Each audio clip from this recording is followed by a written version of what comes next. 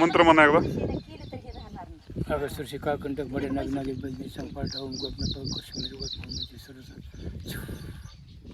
आणि हे शिक्षण पंचमी दिवशी आहे. पंचमी दिवशी फक्त. पंचमी किती रुपये घेणार शिकवायला समजा हे शिकायचं असेल तर? मी रुपया घेत नाही. हां फक्त पथ्य पाळण्याचं काम तुमचं. हां. हा.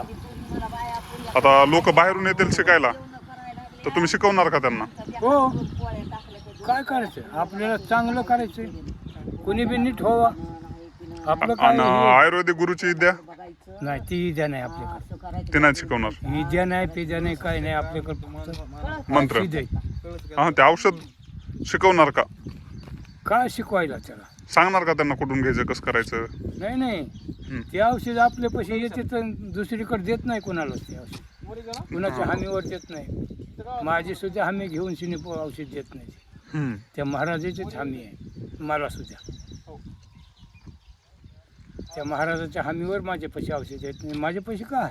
कोणते कोणते आजार नीट होते त्या औषधानं म्हणलं? मुतखडा मुळवे सुसानं जमा बायाच्या अंगावर चाललेलं. पाठीमाग जे आपण नंबर दिला कोणी आलते का घ्यायला औषधं? लय लोक आले. दिले का तुम्ही? हो औषध दिले. 10-5 लोक आलते का? 10-15? हो.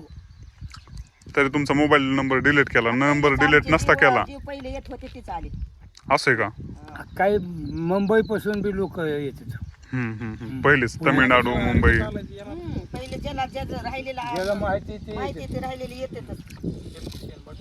नागयेडा नागयेडा तुमचा कसला बी असू द्या 1 तासात आग बंद होते हां आपल्या पैसे.